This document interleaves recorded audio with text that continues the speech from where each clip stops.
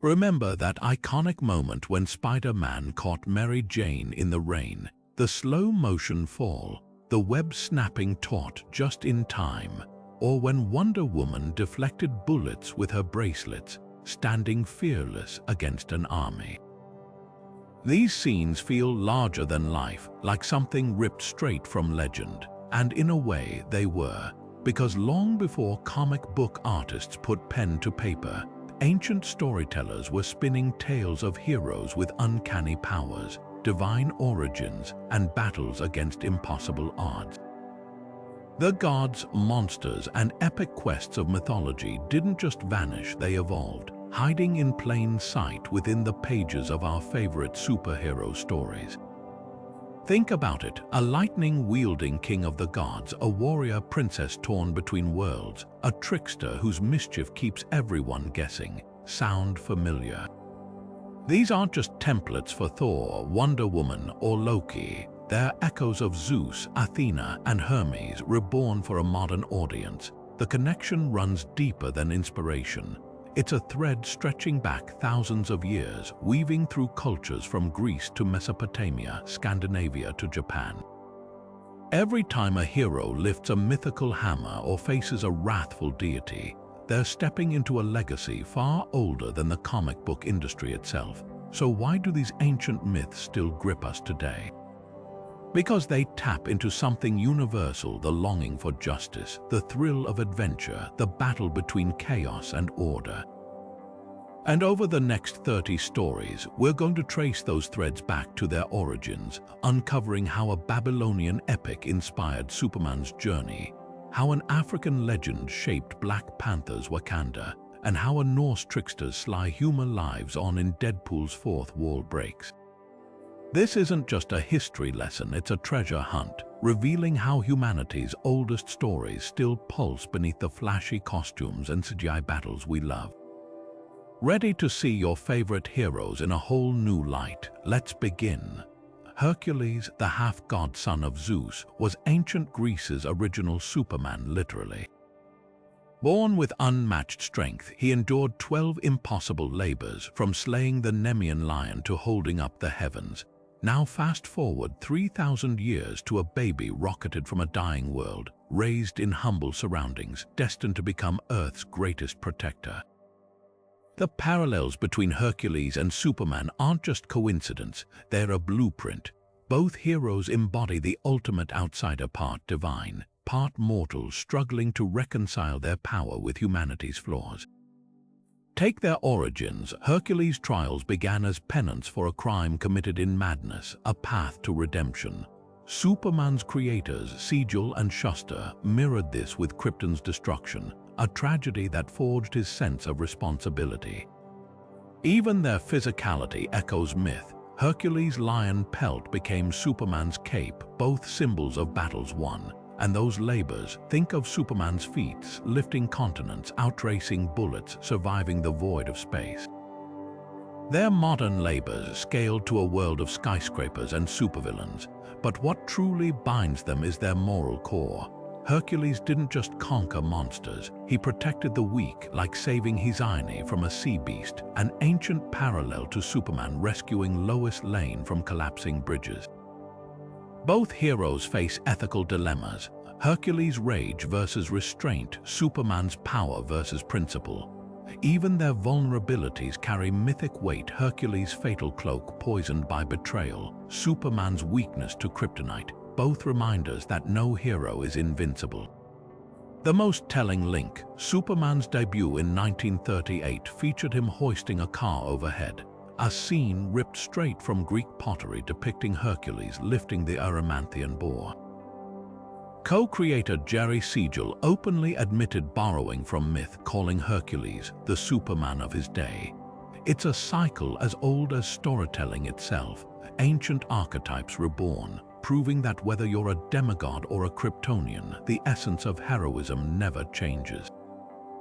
When Marvel's Thor first stormed onto the comic book page in 1962, he didn't just bring a hammer, he carried centuries of Norse legend with him.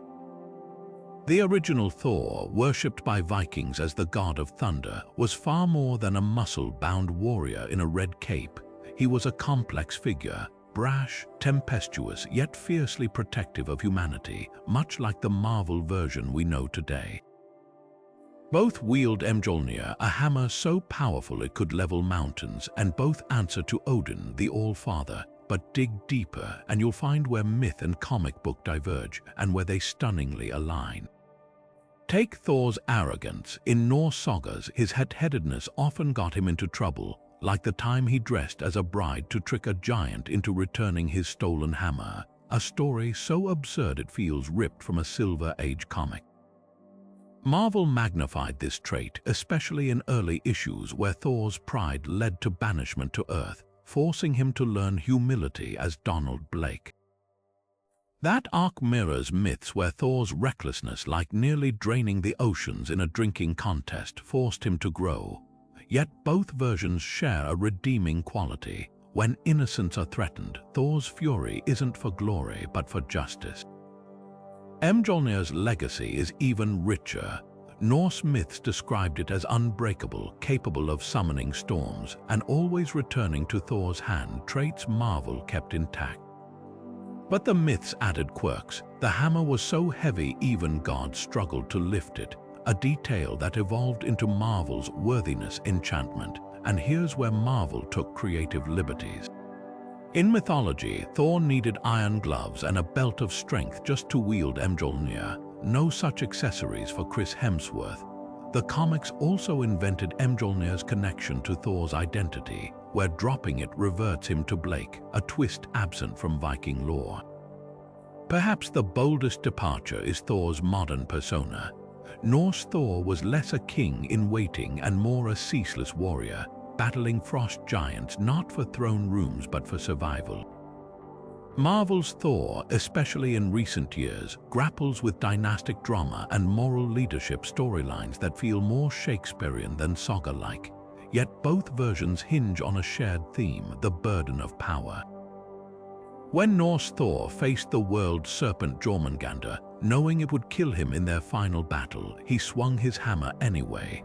That same fatalism echoes when Marvel's Thor charges into hopeless fights, whispering, "Asgardians don't die easy." The brilliance of Marvel's adaptation lies in what it kept, not just what it changed. Thor's vulnerability, his moments of doubt, his love for mortals like Jane Foster, roots him in ancient tales where gods wept for fallen humans. Even the Rainbow Bridge Bifrost, now a sci-fi wormhole, was inspired by the flaming bridge to Asgard in Norse cosmology. These threads prove that whether you're reading an 8th century Edda or a 21st century graphic novel, Thor endures because he embodies something timeless, the storm within us all, wild and righteous, capable of both destruction and protection. Long before Wonder Woman defied bullets on the battlefield, another child of the gods walked a similar path: Perseus, the legendary Greek hero born to Zeus and a mortal woman. His story, etched into ancient vases and recited for generations, reads like a prototype for Diana of the Messira's own Odyssey.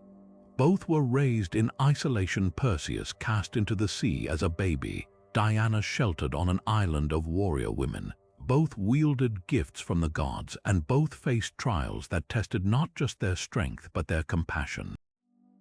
Consider their origins. Perseus' mother, Diana, was imprisoned by a king-fearing prophecy, a motif echoed in Wonder Woman's earliest comics, where Hippolyta hid her daughter from Ares' wrath. And just as Perseus was guided by Athena and Hermes, Diana received training and weapons from her Amazon sisters, modern stand-ins for divine patrons. Even their iconic tools mirror each other. Perseus' polished shield, used to outsmart Medusa without meeting her gaze, finds its counterpart in Wonder Woman's bracelets, deflecting attacks with the same strategic brilliance. But the deepest connection lies in their missions. Perseus didn't seek glory when he rescued Andromeda from a sea monster. He acted because it was right. Diana's decision to leave the Messira and fight for man's world wasn't about conquest, it was about justice. Both heroes confront the gray areas of morality. Perseus grapples with killing Medusa, a victim herself cursed by the gods, while Wonder Woman continually struggles with humanity's capacity for both cruelty and kindness.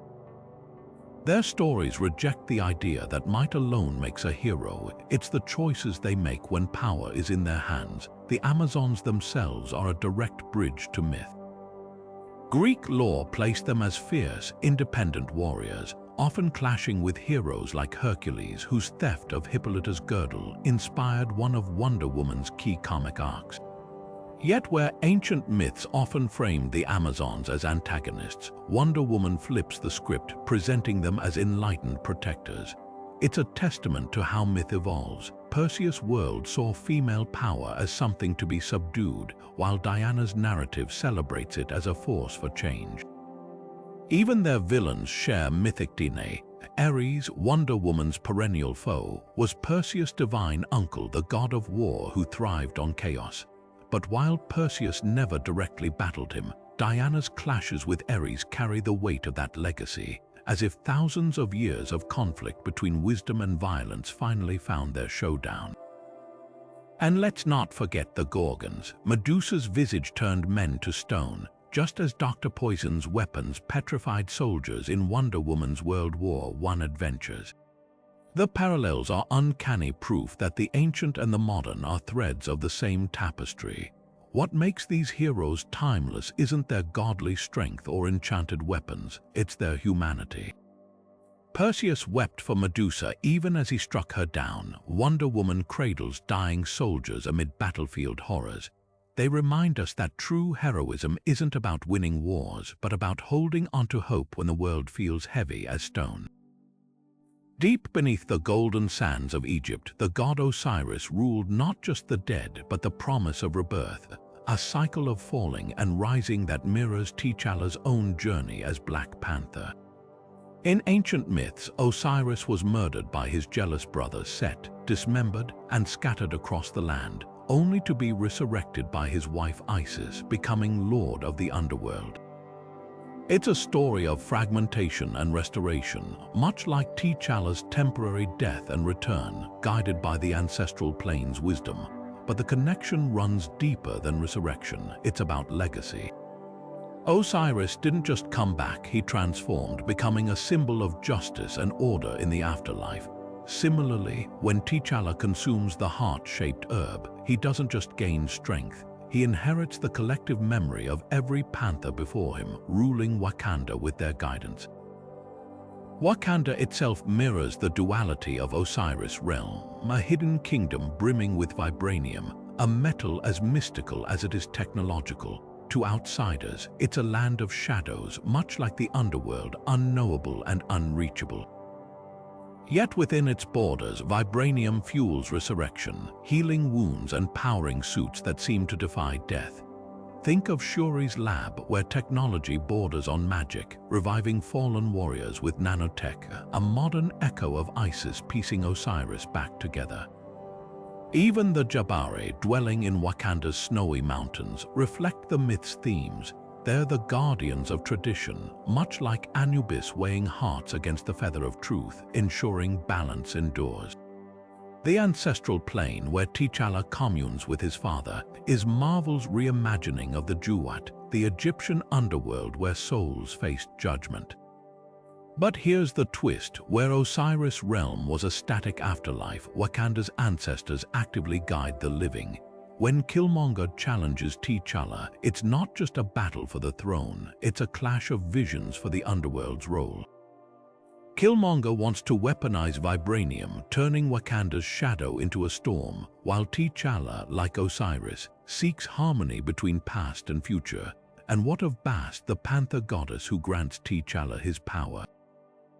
She's the bridge between myth and hero. In Egyptian lore, Bast was a protector, her feline form symbolizing both ferocity and grace. Marvel's Bast isn't just a deity, she's a covenant, demanding her champions balance strength with wisdom. When T'Challa falters, it's the ancestors who remind him of this pact, just as Osiris judges weighed the hearts of the dead. The lesson is clear: power without responsibility fractures kingdoms, but power tempered by legacy can resurrect them. Perhaps the most poignant parallel lies in the masks both figures wear. Osiris was often depicted with green skin, symbolizing renewal life springing from decay. Black Panther's suit, sleek and vibranium-laced, embodies the same paradox, a nation's pain transformed into progress. Every time T'Challa suits up, he's not just fighting enemies, he's carrying the weight of Wakanda's underworld, its hidden history, and the promise that even the mightiest can rise again. The sky has always been humanity's greatest temptation, a realm of freedom but also peril. Few stories capture this duality more starkly than Icarus, the boy who flew too close to the sun on wings of wax only to plummet into the sea. His tale, etched into Greek mythology as a warning against overreach, finds a surprising counterpoint in Tony Stark, the genius who turned a suit of armor into wings of his own. At first glance, their stories couldn't seem more different. One ends in tragedy, the other in triumph. But look closer and you'll see both are bound by the same thread. The razor-thin line between ambition and arrogance, creation and destruction. Icarus' downfall wasn't just about wax melting under the sun. It was about ignoring the wisdom of his father, Daedalus, who crafted those wings with precise instructions. Similarly, Tony's earliest arc in the MCU mirrors that recklessness. His initial flight in the clunky Mark I suit is pure Icarus, desperate, improvisational, fueled by ego and survival.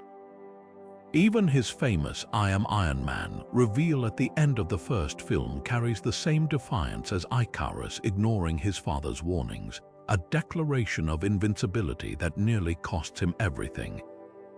Yet here's where the myth diverges. Where Icarus' story ends with a splash, Tony's becomes a loop of near falls and hard-won lessons.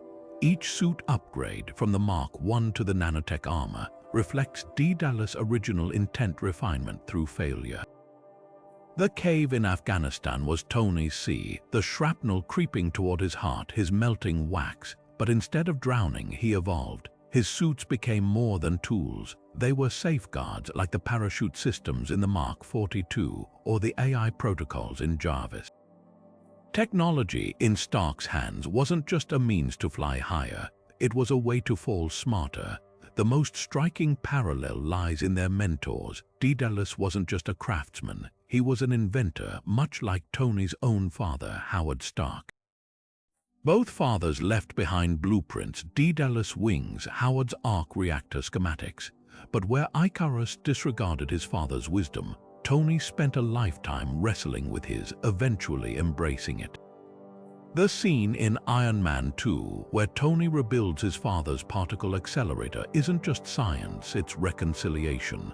By honoring the past instead of rejecting it, he avoids Icarus' fate. Even their antagonists reflect this duality. The Chitauri invasion in The Avengers is Tony's son, a force so vast it humbles him. His near-death flight through the wormhole echoes Icarus' final moments, but with one crucial difference: choice. Icarus flew upward out of thrill. Tony propelled the nuke skyward out of duty.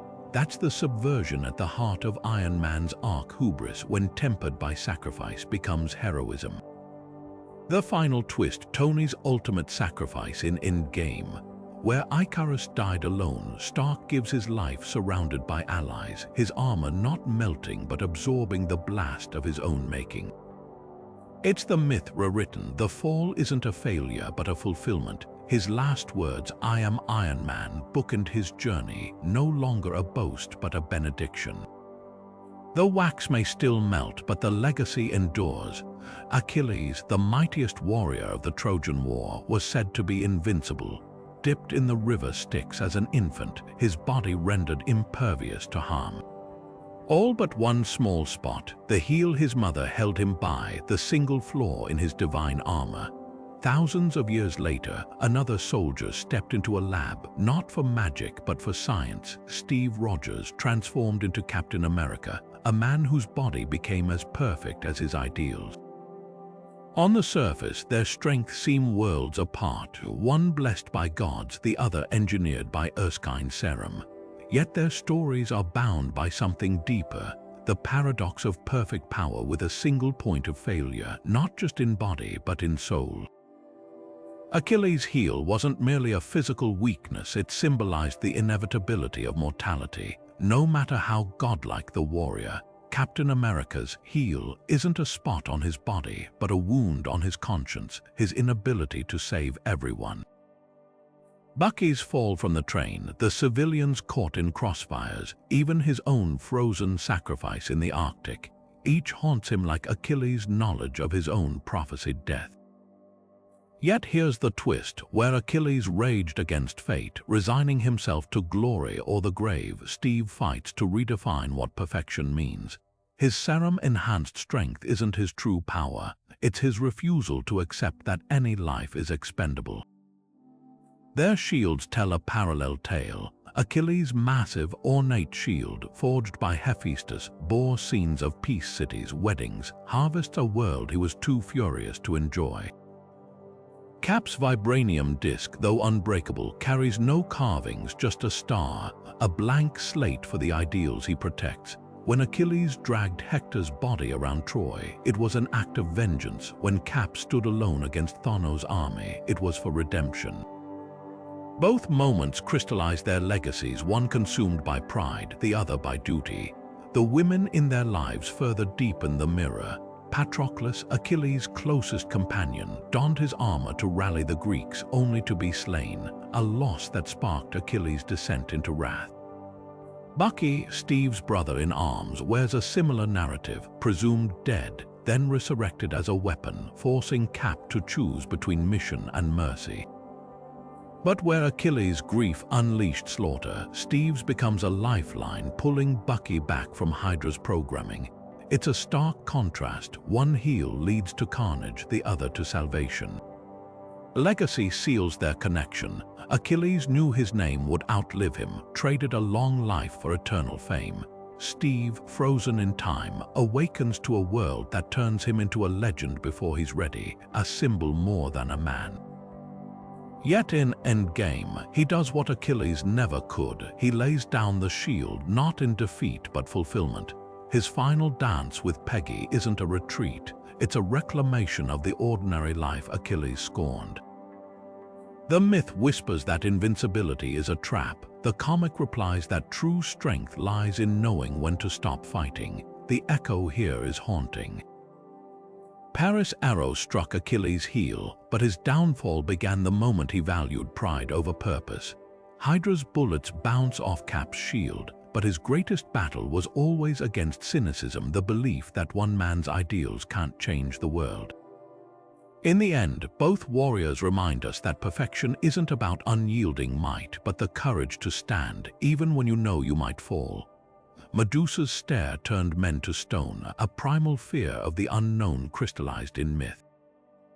Centuries later, Doctor Strange battles entities that warp reality itself, their very existence threatening to unravel minds. The connection isn't just about monsters, it's about the terror of confronting what we cannot comprehend.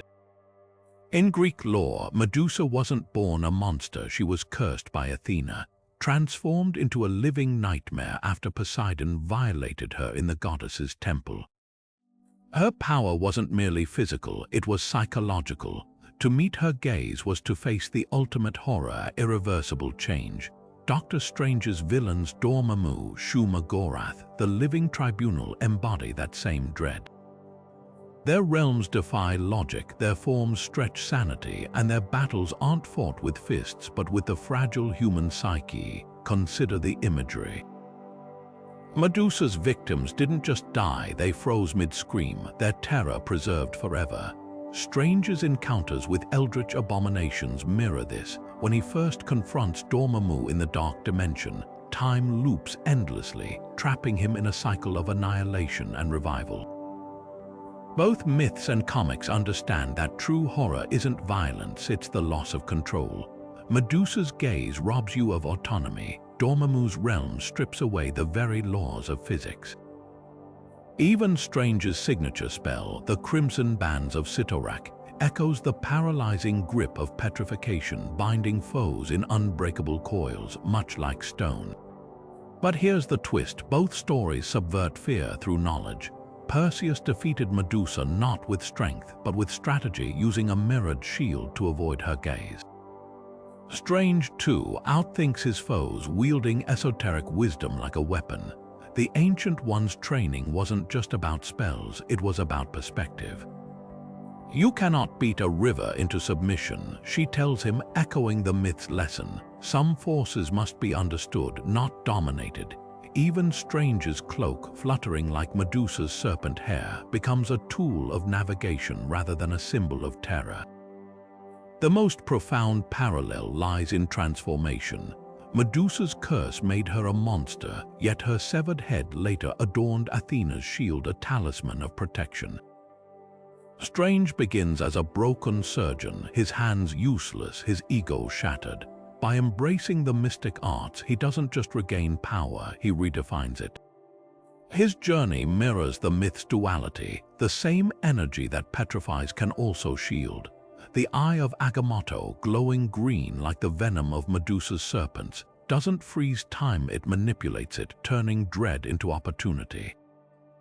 Ultimately, both tales ask, what happens when the unimaginable stares back? Medusa's myth warns of the cost of divine wrath. Strange's saga explores the price of cosmic curiosity. Yet both offer a sliver of hope. Even in the face of the unknowable, the human mind can adapt, outmaneuver, and sometimes make the monster flinch. Theseus didn't need superhuman strength to conquer the Minotaur, just a ball of thread and a sharp mind. That same cunning defines Batman, prowling Gotham's alleys not with magic or godly gifts, but with relentless intellect. At first glance, the hero who navigates a literal labyrinth and the one who untangles criminal conspiracies seem worlds apart.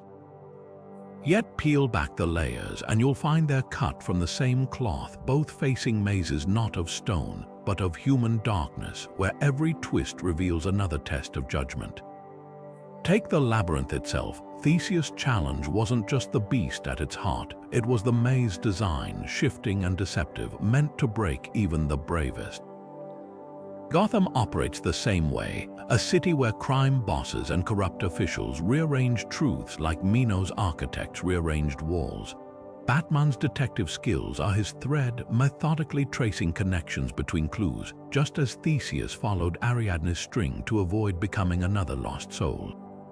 Both understand that brute force alone won't prevail. You have to outthink the maze, consider their adversaries. The Minotaur, half man, half bull, was a product of cruelty, born from a king's shame and hidden away as a monstrous secret. Sound familiar? Gotham's villains, Two-Face, the Joker, even the Court of Owls, are born from the city's own sins, reflections of its fractured soul. Theseus didn't just slay the Minotaur, he confronted the hypocrisy of a kingdom that created monsters then feigned innocence. Batman's war on crime follows the same pattern. Every thug he punches, every conspiracy he exposes, forces Gotham to face what it's allowed to fester. The moral labyrinths run deeper. Theseus' triumph in Crete came with a cost. His forgetfulness led to Ariadne's abandonment, and later his father's death. Batman's victories, too, are shadowed by collateral damage. Jason Todd's death, Harvey Dent's fall, the endless cycle of villains escaping Arkham. Both heroes grapple with the same question. Can you truly cleanse a corrupt system, or does every solved puzzle reveal another waiting in the dark? Even their legacies intertwine. Theseus became Athens' legendary unifier, but his myth warns that no hero stays untarnished. Batman's mythos echoes this tales like The Dark Knight Returns, show an older Bruce, weary but still fighting, proving that the maze has no exit, only persistence. The thread isn't just a tool, it's a metaphor for the choices that define them. Theseus could have escaped Crete after killing the Minotaur, but he chose to liberate its prisoners. Batman could have left Gotham to burn, yet he stays, unraveling one more conspiracy, saving one more life. The brilliance of these parallels lies in their inversion. Where Theseus' story ends with his tragic forgetfulness, Batman's is defined by his refusal to forget, his cave full of trophies, his files on every villain, all threads connecting back to that night in Crime Alley. The labyrinth isn't just a trial to survive, it's a mirror forcing each hero to confront what they're willing to sacrifice and what they'll carry forward. For Theseus, it was the weight of a crown. For Batman, it's the weight of a city's screams. Both prove that sometimes the greatest monsters aren't in the maze heart, but in the hands of those who built it. Anubis stood at the edge of the scales, his jackal head tilted as he weighed hearts against the feather of truth, a moment of judgment where one misstep could condemn a soul to oblivion. Centuries later, another figure emerges from the sands, his white cloak stained with blood, his mind fractured by conflicting voices. Moon Knight, the modern avatar of vengeance haunted by Egypt's gods. At first glance, they seem worlds apart, one an ancient deity, the other a vigilante battling inner demons. But dig deeper, and you'll find their stories are bound by the same unshakable question. How do you measure a person's worth when their soul is split in two? Anubis didn't just oversee the dead, he navigated the gray spaces between guilt and innocence. Souls weren't simply good or evil, they were mosaics of deeds, each fragment scrutinized under the weight of Matt's feather. Moon Knight's duality mirrors this tension. Mark Spector, Stephen Grant, Jake Lockley, his identities aren't just aliases, they're fractured pieces of a psyche trying to reconcile violence with virtue. Like Anubis peering into the scales, Moon Knight's crusade forces him to constantly judge himself. Is he a hero, a mercenary, or a vessel for Khonshu's wrath? The answer shifts like desert sand, depending on which voice in his head holds the scales. The connection runs deeper than symbolism. Anubis' role as psychopomp, a guide for souls crossing into the afterlife, finds a twisted parallel in Moon Knight's mission. He doesn't just punish criminals, he delivers them to justice with ritualistic precision, his crescent darts mimicking the Ankh's curve, a symbol of life and death. Even his costume echoes Anubis imagery, the stark white wrappings reminiscent of mummification, the hood's silhouette evoking the jackal's pointed ears. But here's the crucial divergence. Where Anubis judges dispassionately, Moon Knight is consumed by the chaos of his own making. Every punch he throws, every bone he breaks, is another grain of sand tipping the scales, sometimes toward justice, other times toward madness. Khonshu, the moon god who claims Mark as his fist, amplifies this duality. Unlike Anubis, who serves Matt's orderly balance, Khonshu is a god of contradictions, protector of travelers, yet purveyor of violence, deity of time, yet trapped in its cycles. Moon Knight's battles aren't just against street thugs or supernatural cults, they're against the instability within. His dissociative identity disorder isn't a weakness, it's a reflection of Anubis' scales, each identity a counterweight striving for equilibrium. Stephen, the gentle museum worker, balances Mark's brutality. Jake's ruthless efficiency tempers Stephen's hesitation. Together, they're a living judgment, constantly weighing who Moon Knight truly is. Even their tools tell a shared story. Anubis wielded the scepter, symbolizing power and dominion over chaos, a precursor to Moon Knight's lunar-themed gadgets, each designed to impose order on Gotham's night. But the most haunting parallel lies in their isolation. Anubis operated in Juat's shadows, separate from other gods. Moon Knight prowls rooftops alone, rejected by fellow heroes who see him as unhinged. Both exist in liminal spaces between life and death, sanity and madness, justice and vengeance. The brilliance of Moon Knight's mythic roots isn't just in the aesthetic, it's in the unresolved tension.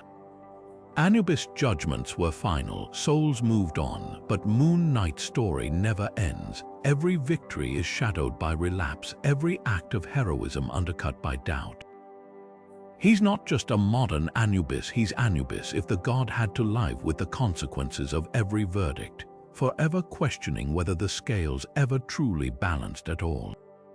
The phoenix rises in a burst of golden flames, each wingbeat scattering embers of its own demise, only to emerge anew from the ashes.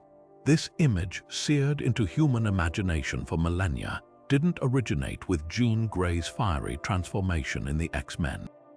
It began with the ancient Egyptians who worshipped the Bennu bird, a radiant heron said to burst into flames and resurrect itself every 500 years at the Temple of Heliopolis.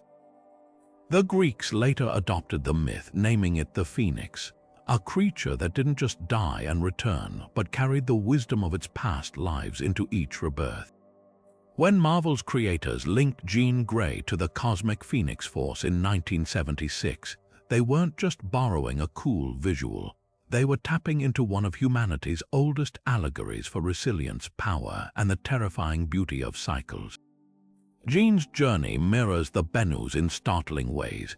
Just as the Egyptian bird was associated with Ra, the sun god, its life-death cycle mirroring the sun's daily descent and dawn, Jean's phoenix persona emerges from a solar flare during the X-Men shuttle crisis.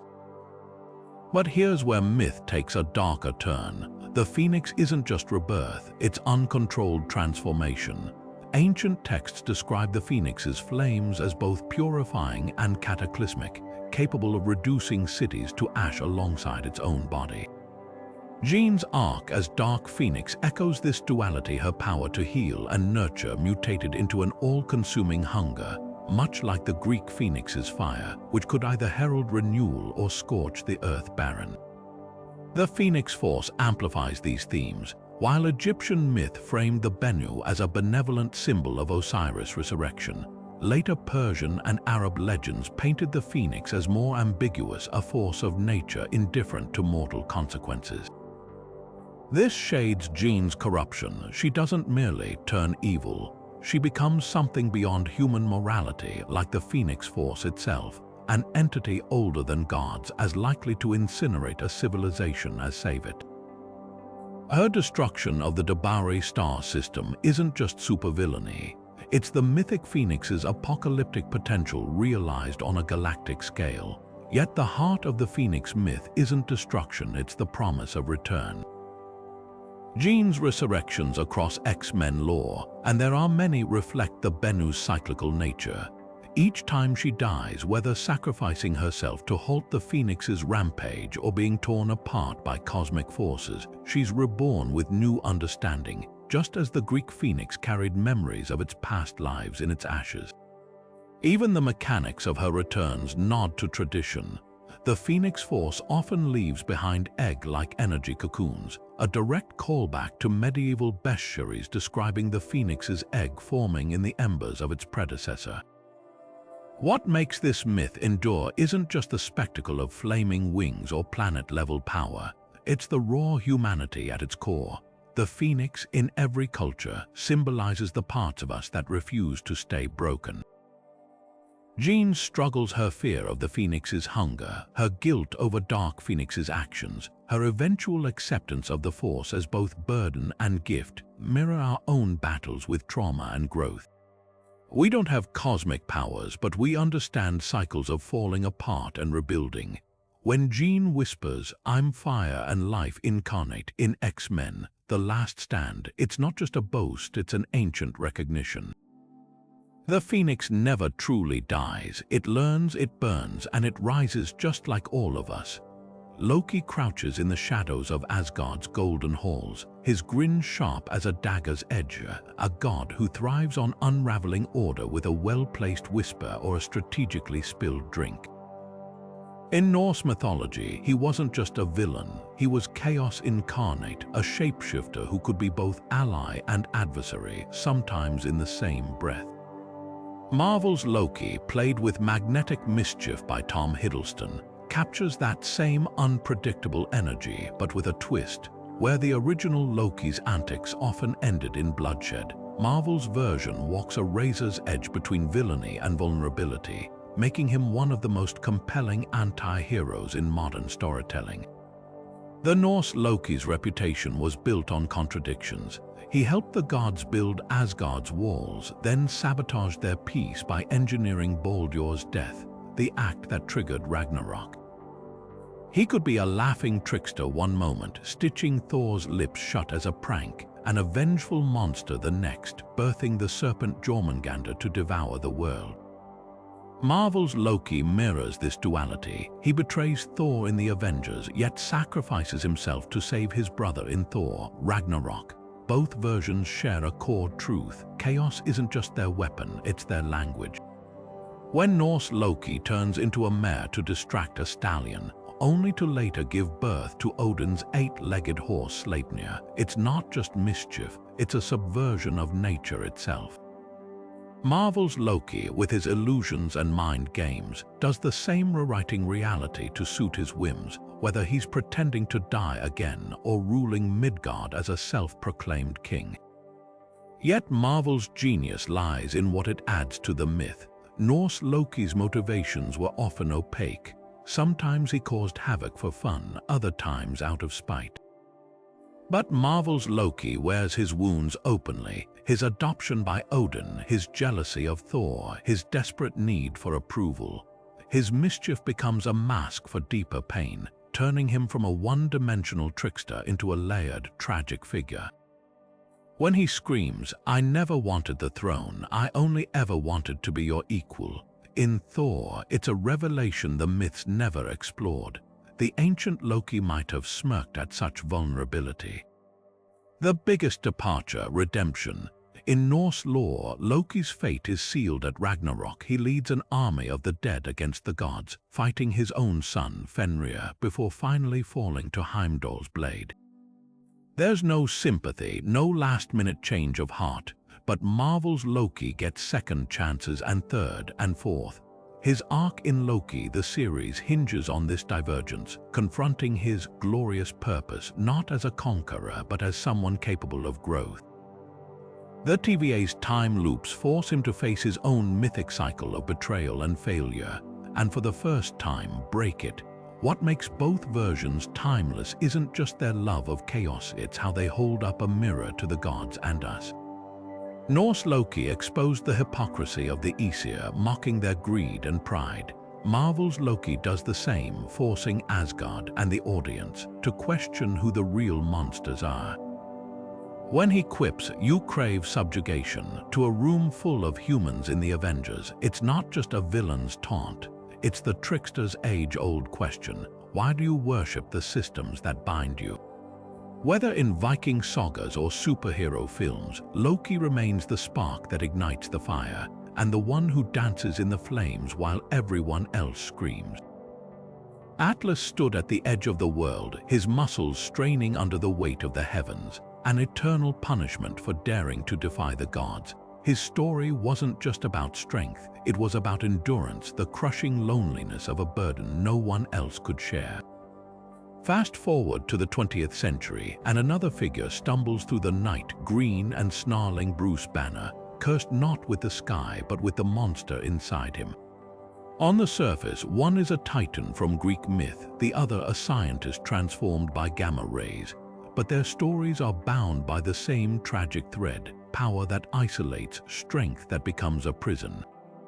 Atlas' suffering wasn't just physical, he was frozen in time, forced to bear the cosmos while the world moved on without him. The Hulk knows that isolation intimately.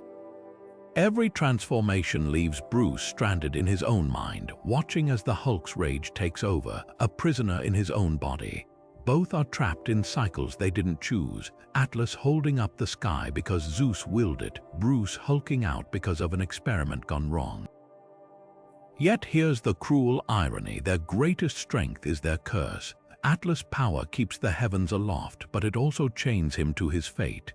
The Hulk's unstoppable might saves lives, but it also erases Bruce's control, leaving him as much a weapon as a man.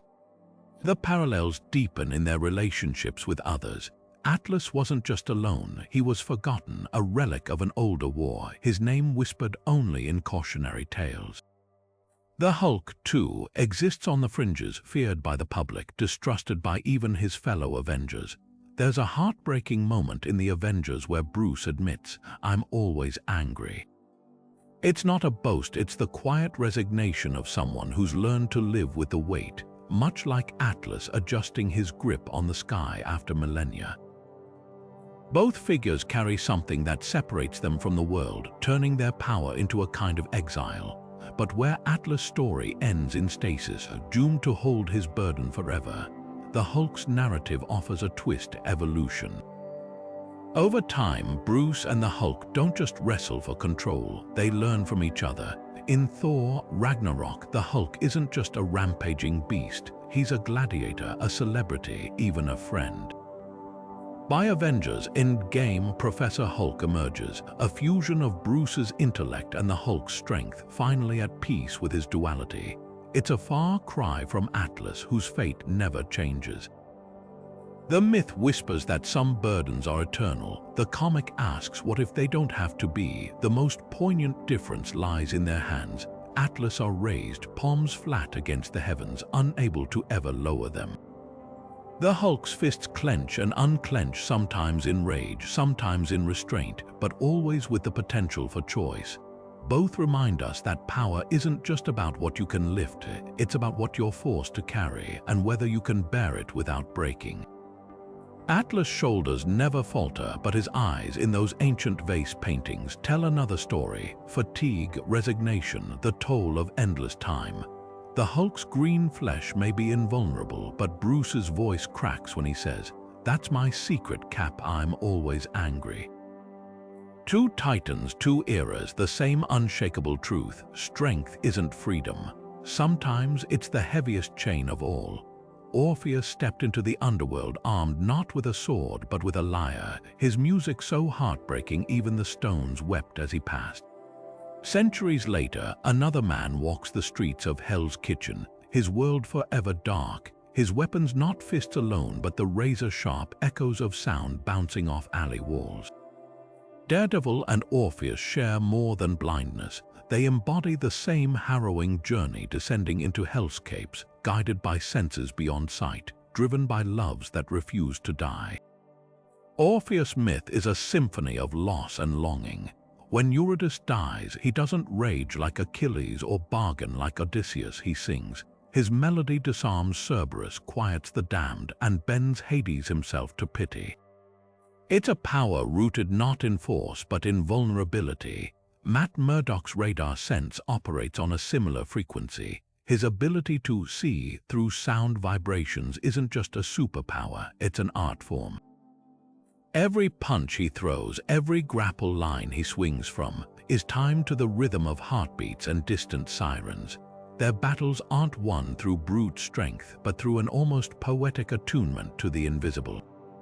Yet their true parallels lie in their failures. Orpheus' fatal glance backward, that moment of doubt, costs him Eurydice forever.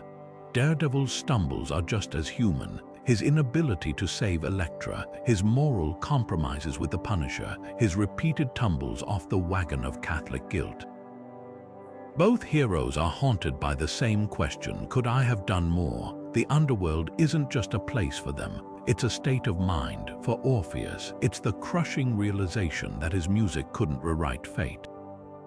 For Matt, it's the alley where his father died, the courtroom where justice fails, the rooftop where he whispers confessions to a priest who already knows his sins. Redemption arcs bind their stories. After losing Eurydice, Orpheus wanders, singing dirges until Maenads tear him apart. Yet his head, still singing, floats down river, a grotesque metaphor for resilience.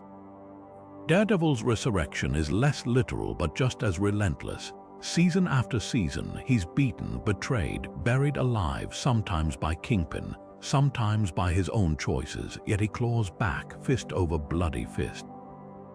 The Greek myth ends in tragedy, but the comic offers a twist. Matt's faith, however fractured, insists that no fall is final, the most haunting echo. Their legacies live in sound. Orpheus' lyre became the constellation Lyra, his music eternally written in the stars. Daredevil's legacy is the pulse of his city, the cries he answers, the heartbeat of Hell's Kitchen thrumming through his cane. One a poet, the other a lawyer, both forever listening for the faintest whisper of hope in the dark. The Furies didn't just punish crimes, they haunted them. In Greek myth, these winged goddesses of vengeance, with serpents for hair and blood dripping from their eyes, stalked those who'd spilled kindred blood. tormenting them with whispers of guilt until madness or death claimed them. No courtroom, no jury, just raw, unrelenting retribution. Now picture Frank Castle crouched in a warehouse, his skull emblem glinting as he methodically loads his rifle. The Punisher might not have snakes in his hair, but his war on crime burns with the same single-minded fury, a modern echo of those ancient spirits who believed some sins could only be washed clean in blood. What binds them isn't just violence, it's the purpose behind it. The Furies weren't mindless killers, they upheld the sacred laws of philia, the bonds of kinship. When Orsts murdered his mother Clytemnestra, they hounded him across nations, not because they enjoyed it, but because the natural order demanded it. Frank Castle's origin follows that same brutal logic. His family slaughtered in Central Park, the legal system failing to deliver justice.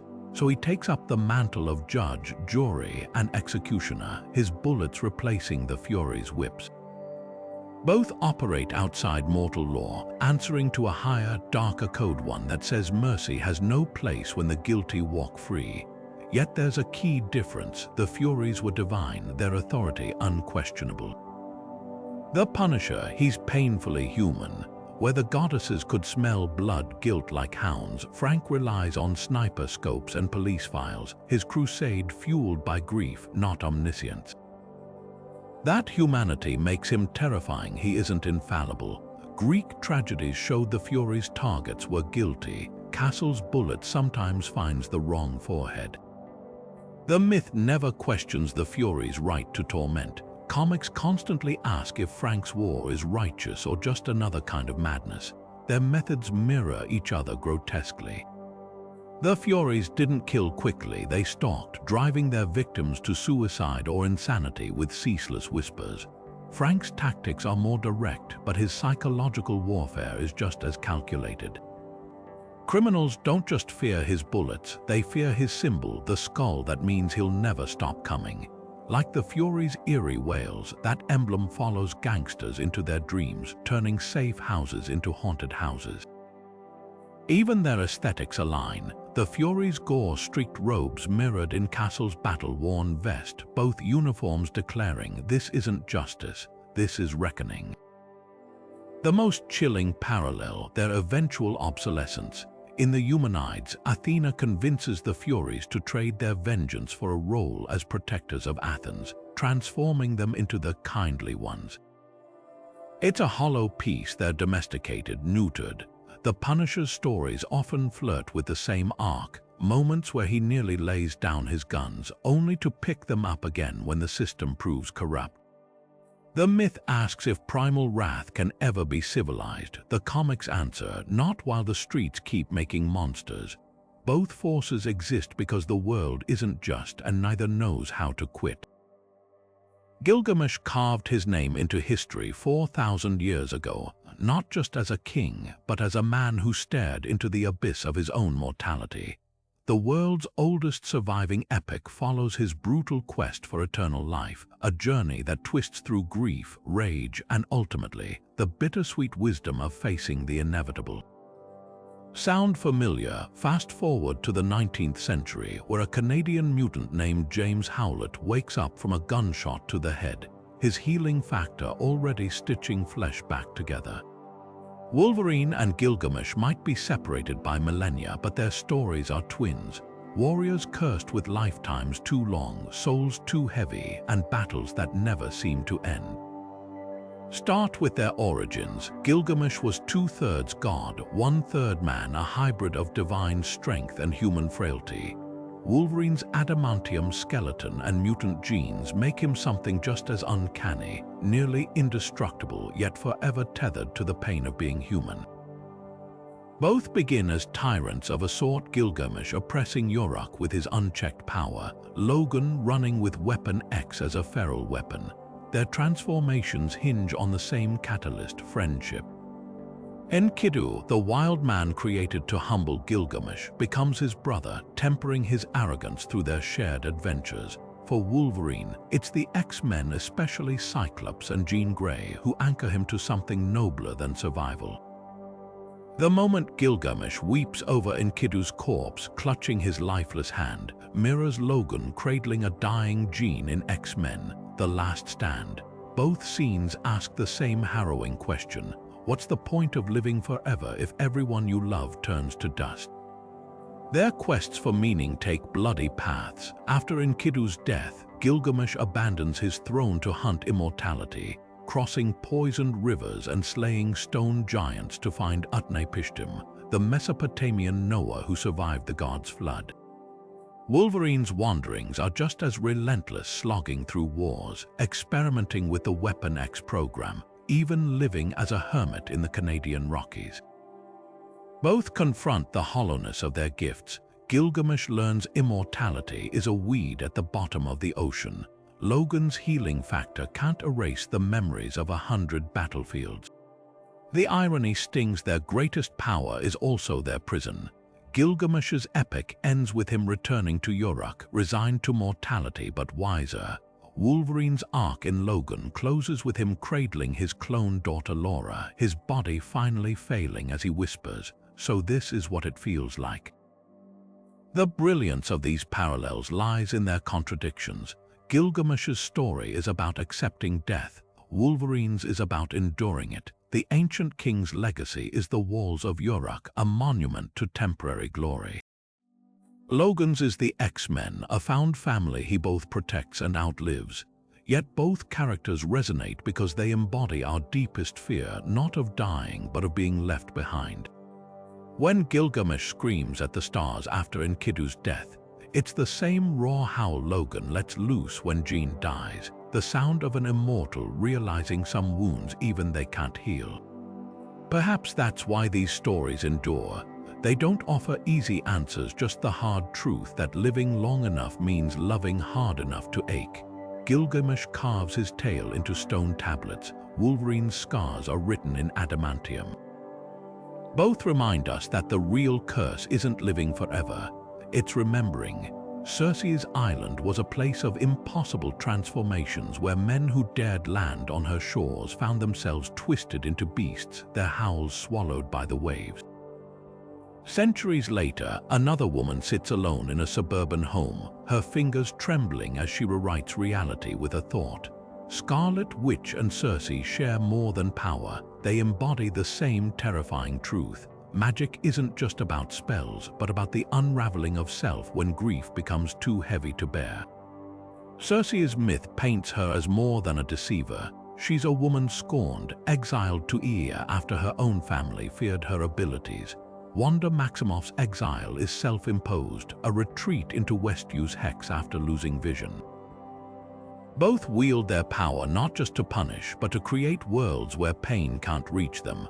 Circe turns Odysseus' crew into pigs not out of cruelty, but to expose their basest natures. Wanda rewrites an entire town's memories not for domination, but to play out the domestic life she was denied.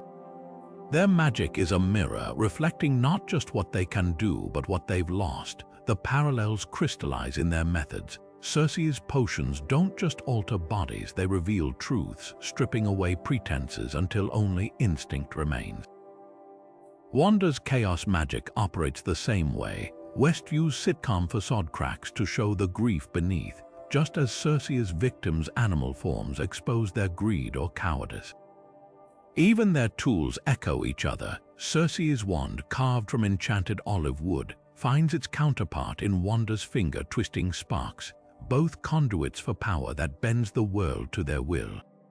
Yet their greatest similarity is their tragedy. Circe falls for Odysseus, offering him guidance despite knowing he'll leave. Wanda clings to a fabricated vision, aware he's an illusion.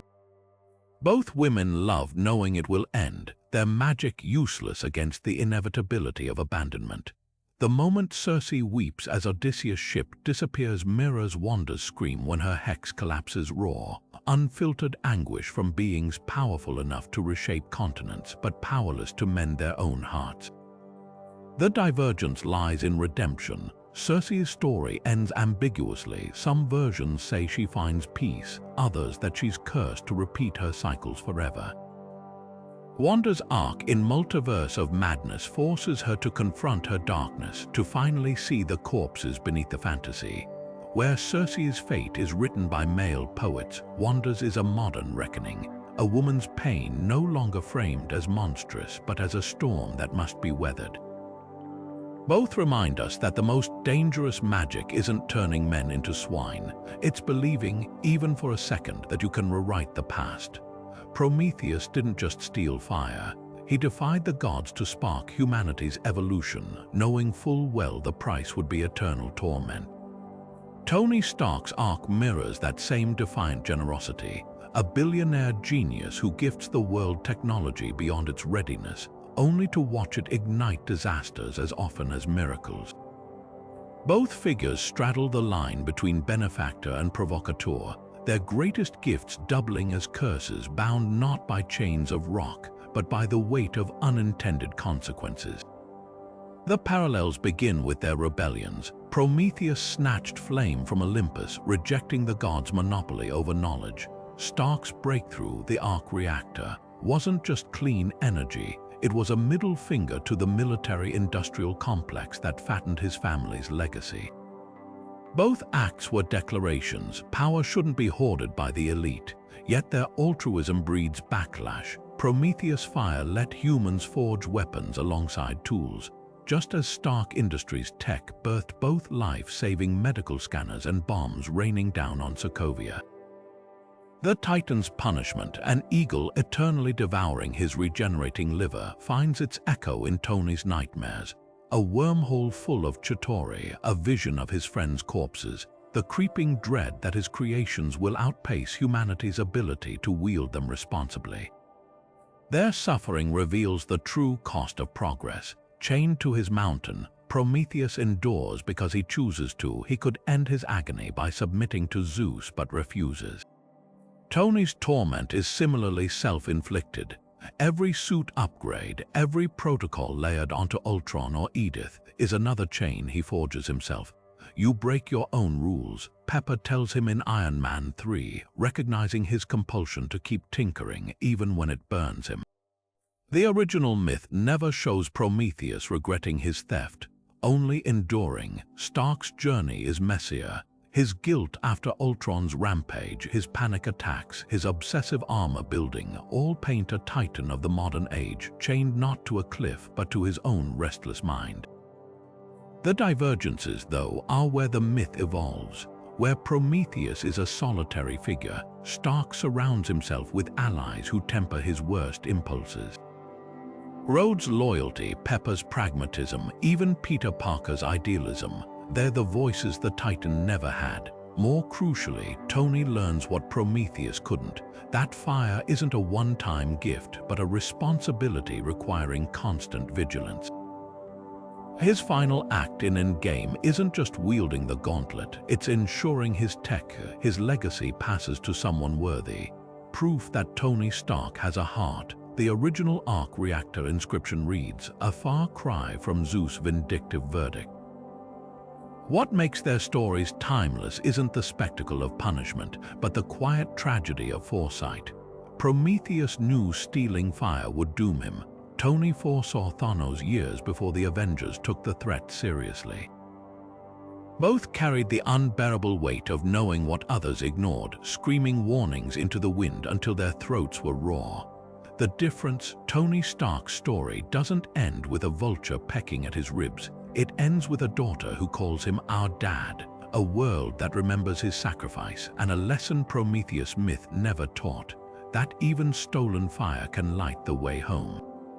The Minotaur wasn't born a monster, he was made, the grotesque offspring of a queen's shame and a god's cruel prank. Trapped in a labyrinth beneath Crete's palace, his existence was both punishment and prison, a living secret too horrifying to see the light. Fast forward to 1975, and another bull-headed outcast stalks the Shadows Man Bull, a disgraced lawyer transformed by experimental serum into a hulking beast condemned to prowl New York's concrete maze. At first glance, one is a mythic horror, the other a D-list Daredevil villain. but their stories share the same tragic DNA. Men reduced to beasts, their humanity locked away beneath horns and fury, forever battling in labyrinths not of stone but of society's making. The Minotaur's labyrinth wasn't just a prison, it was a metaphor. Its twisting corridors, designed by Daedalus to be unsolvable, mirrored the monster's own fractured mind, part man, part bull, never whole. Man-Bull's curse plays out on similar terrain. Once a brilliant attorney named William Torrens, his addiction to a strength-enhancing serum, literally called the Minotaur Formula, twisted him into a creature that sees courthouses as cages and alleyways as tunnels with no exit. Both are trapped in cycles of rage and confinement. The Minotaur fed Athenian youths to satisfy a king's vanity. Man-Bull attacks jurors and cops, convinced the legal system that once employed him is now his enemy. The maze isn't under their feet, it's in their blood. Their battles with heroes deepen the parallel. Theseus didn't just slay the Minotaur, he navigated the labyrinth first, outthinking its design. Daredevil's clashes with Man-Bull follow the same pattern. Matt Murdock's radar sense lets him see through the urban jungle's chaos, turning every fire escape and sewer grate into a thread leading him closer to the beast. But here's where the myths diverge. Where Theseus leaves the Minotaur dead and the labyrinth abandoned, Daredevil often tries to save William Torrens, offering rehab instead of retribution. The ancient tale ends with a sword thrust. The comic asks, what if the monster could be cured? The most haunting similarity lies in their creators. King Minos imprisoned the Minotaur to hide his wife's sin, using the labyrinth as a grotesque cover-up. Man-Bull's transformation, funded by the shady Roxxon Corporation, a modern stand-in for corrupt power, eager to exploit his strength, then discard him when the experiment goes wrong. Both creatures are collateral damage, their suffering spun from the greed and guilt of civilized men. The Minotaur's roar echoes through marble halls, Man-Bull's bellows shake subway tunnels. Neither asked for their horns, but they're the ones who bear them. Perhaps that's why these stories endure. They force us to ask who the real architects of monstrosity are. The labyrinth didn't just hold the Minotaur, it created him, a reflection of the society that feared what it couldn't control. Man-Bull's rages against the legal system aren't mindless, they're the guttural cries of a man who knows too well how justice can be rigged. One is myth, the other pulp fiction, but both whisper the same uncomfortable truth. Sometimes the monster isn't born in the dark, he's pushed into it. The siren's voices coiled through the Aegean like poison honey, luring sailors toward jagged rocks with melodies so exquisite, men would leap into the waves just to drown closer to the sound. Their song wasn't just a weapon, it was a trap, a perversion of beauty designed to destroy. Now picture another voice cutting through the chaos of a Gotham alley, Black Canary's sonic cry, a shriek so powerful it shatters concrete and sends criminals flying. Both wield sound as a force of nature, but where the siren's music corrupts, Dinah Lance's scream protects. This is the razor's edge between myth and heroism, the same power twisted toward ruin or redemption. The siren's origins reveal the depth of their menace. In Homer's Odyssey, they're not just seductresses, they're failed muses, their voices once meant to uplift, now warped into instruments of carnage. Some versions of the myth say they were cursed after losing a singing contest to the muses. Others claim they demanded worship no mortal could sustain. Black Canary's backstory flips this narrative. Her sonic ability isn't a curse or a punishment, it's forged through trauma, her mother's murder, and honed by discipline, years of martial arts training. The sirens sing because they hunger, Canary screams because she chooses to. Their methods share eerie similarities. The sirens don't just drown their victims, they paralyze them first, their melodies freezing sailors in rapturous trances. Black Canary's cry works similarly, vibrating at frequencies that disrupt equilibrium, leaving foes disoriented before the knockout punch. Even their vulnerabilities align. Odysseus stuffed his crew's ears with wax to resist the sirens. Batman developed sonic dampeners in his cowl after one too many encounters with Canary's cry. But here's the divergence. The siren's song offers false promises. We know all things. They croon in the Odyssey, while Canary's power is brutally honest. Her scream doesn't seduce, it warns. The moral chasm between them widens in their relationships with heroes. The sirens prey on the weak-willed, targeting Odysseus' crew precisely because they're not the legendary captain.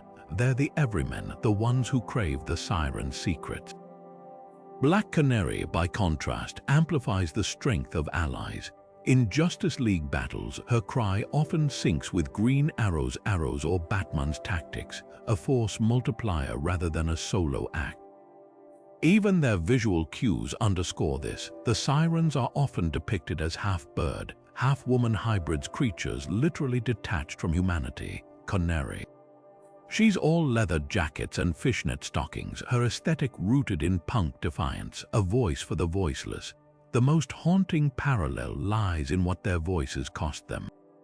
The sirens are doomed to sing forever, their voices both their power and their prison. When Odysseus passes unharmed, their failure breaks them. Some versions say they threw themselves into the sea, their purpose spent. Black Canary's journey reflects the inverse. Her cry damages her own vocal cords over time, a physical toll she accepts as the price of heroism. The siren's song is an ending. Canary's is a beginning, the first note in a fight for something better. In the end, both remind us that sound is never just noise. It's intention amplified. The siren's lullabies are funeral dirges in disguise. Canary's scream is a siren of a different kind, one that doesn't herald disaster but drowns it out. Cerberus stood at the threshold of the underworld, his three heads swiveling in unison, each set of eyes scanning for souls attempting to flee or living fools daring to enter. His growl wasn't just a warning, it was the sound of inevitability, a reminder that the dead do not return. Now shift your gaze to the inhuman city of Attilan, where a massive, slobbering bulldog with a tuning fork on his forehead teleports royalty across continents with a single bark.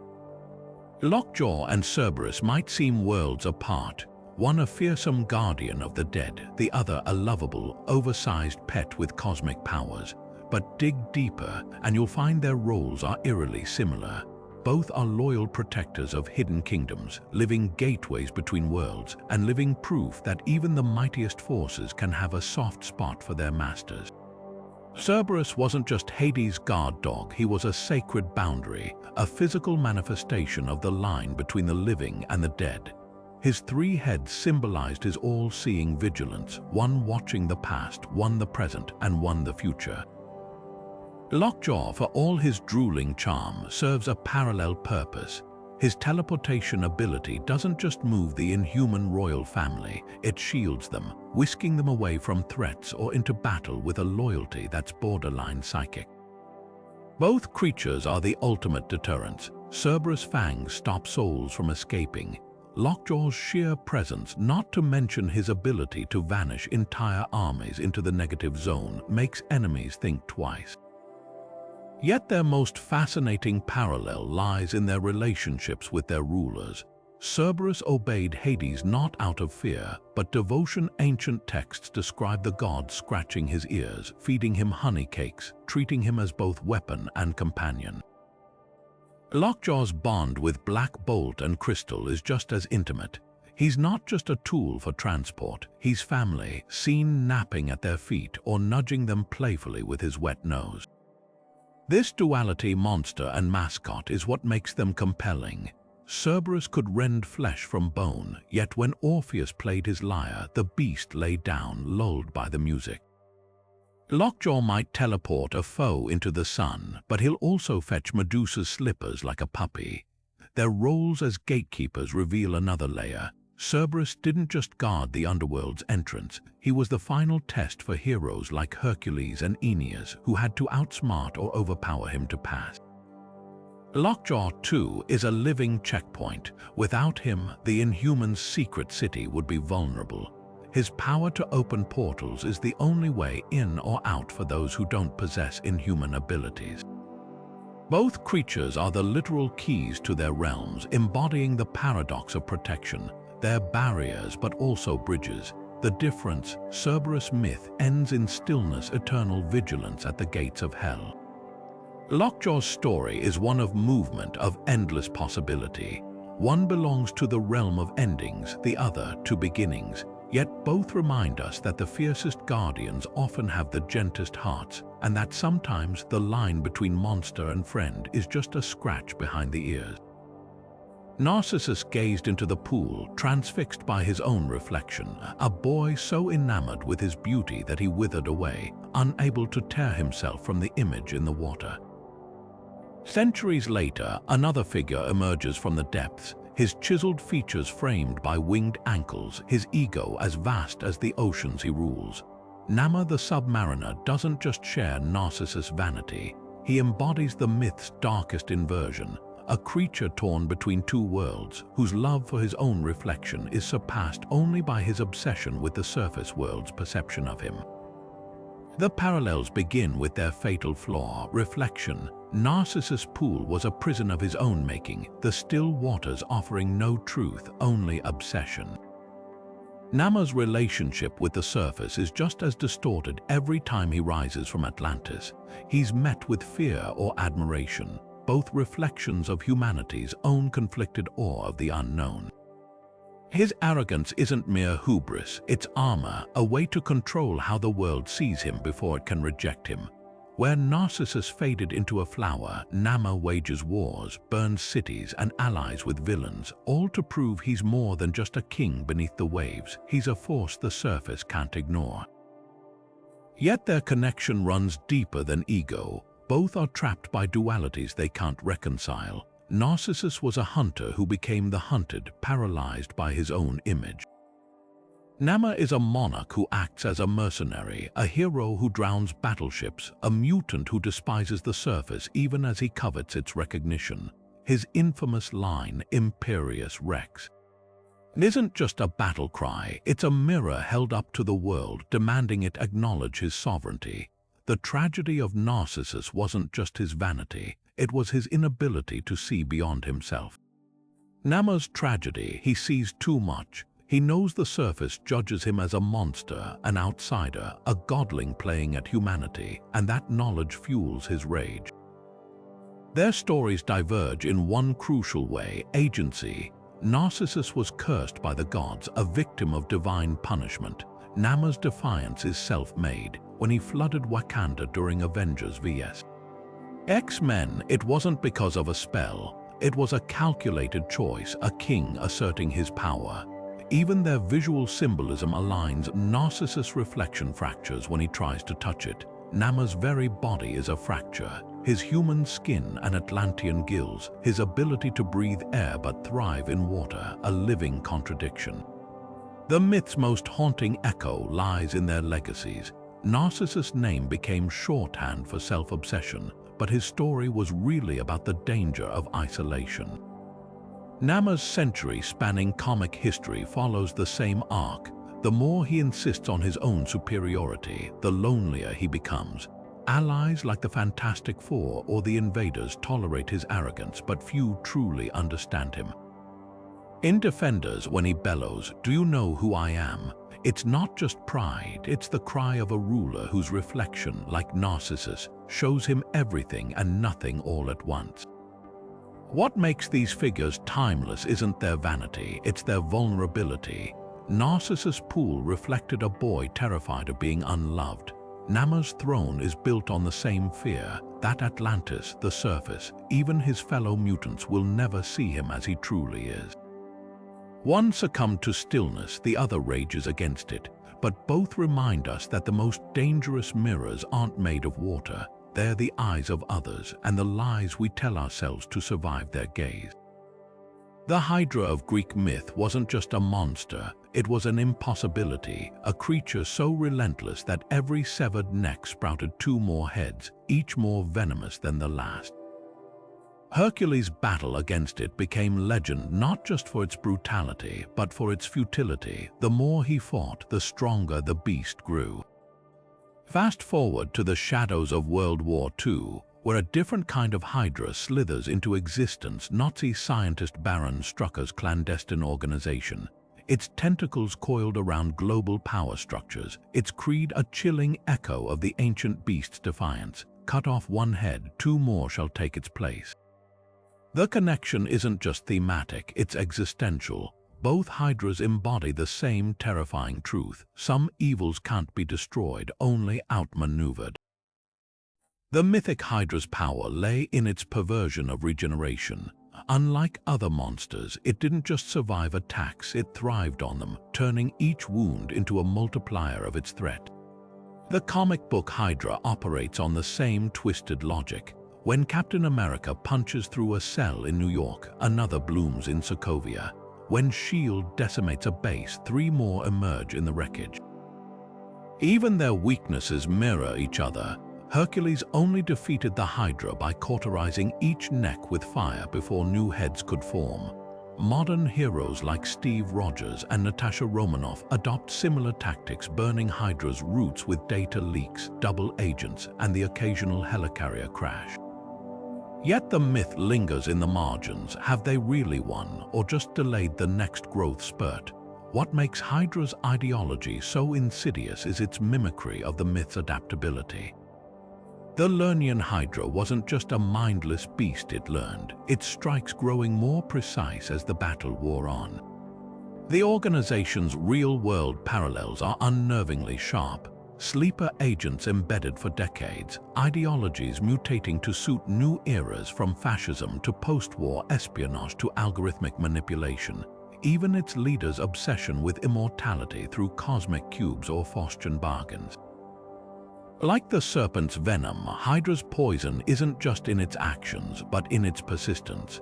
The Red Skull's obsession with the Tesseract mirrors Hercules' desperation to cleanse the Hydra's blood, both seeking tools beyond mortal limits to defeat something that refuses to die. The most haunting parallel lies in their symbolic weight. The Hydra wasn't just a creature, it was a trial, one of Hercules' 12 labors to atone for his sins. Similarly, Hydra the organization becomes a recurring test for Marvel's heroes, not just of strength, but of moral clarity. When Bucky Barnes is revealed as the Winter Soldier, or when Daisy Johnson discovers her Hydra lineage, the question shifts from how do we destroy them to how do we resist becoming them. The myth's lesson resurfaces. Fighting a Hydra means risking contamination by its venom. Every time a hero compromises their ideals to stop Hydra lying, manipulating, or wielding cosmic power, they inch closer to the monster's logic. Yet the divergence offers hope. In the myth, Hercules triumphs by changing tactics, recruiting his nephew Iolaus to sear the stumps as he strikes. The modern Hydra's defeats follow the same pattern. Victories born of collaboration, like Steve and Tony's uneasy alliance in Secret War, or the Inhuman outbreak exposing hidden cells. The ancient Hydra's corpse was dipped in arrows to make them lethal. Today's Hydra's failures arm the next generation of heroes with knowledge. Both myths whisper the same warning: you can't decapitate chaos, but you can outthink it, provided you're willing to get your hands burned in the process. Chiron the centaur wasn't just a teacher, he was a bridge between worlds. His hooves planted firmly in the wild forest while his hands shaped the greatest heroes of Greek myth. Half horse, half man, he embodied the duality of nature and wisdom, nurturing demigods like Hercules and Achilles even as his own body bore an incurable wound. Professor X shares more than pedagogical techniques with this ancient mentor. Both are figures who transform outcasts into legends, their classrooms hidden sanctuaries for those too powerful to belong anywhere else. Yet their brilliance comes shadowed by paternal failings. Chiron's pupils often met tragic ends, while Xavier's dream repeatedly fractures under the weight of his own moral compromises. Consider their sanctuaries first. Chiron's cave on Mount Pelion was a haven where young heroes learned medicine, music, and war, not just skills, but ways to harmonize their dual natures. Xavier's school for gifted youngsters mirrors this exactly, a place where mutants master their powers while studying literature and ethics. Both locations are more than schools. they're liminal spaces where the extraordinary can exist safely before facing a hostile world. The cave's stalactites and the mansion's cerebral chamber even share an eerie resemblance, dark, secluded spaces where knowledge is both weapon and refuge. Their teaching philosophies reveal deeper parallels. Chiron famously educated Hercules differently from Asclepius, adapting his lessons to each student's destiny, just as Xavier tailors his guidance for Cyclops' leadership or Jean Grey's psychic potential. Yet both mentors struggle with favoritism. Chiron's bond with Achilles blinded him to the boy's fatal pride. Xavier's secretive handling of the Phoenix Force mirrors this same short-sightedness. Their greatest failure isn't in what they teach but what they omit. The hard truths that might have saved their prodigies. Physical suffering binds their stories tragically. Chiron, immortal and invulnerable, was poisoned by Hercules' arrow, doomed to eternal agony until he bargained his life for Prometheus' freedom. Xavier, paralyzed and later killed by his own students, endures resurrection after resurrection, each rebirth leaving him more distant from the very mutants he swore to protect. Their pain becomes pedagogical. Chiron's wound taught empathy. Xavier's wheelchair reminds students that even the strongest minds have limits, the most poignant similarity. Their legacies are rewritten by those they trained. Chiron's name lives on through his students' deeds, not his own.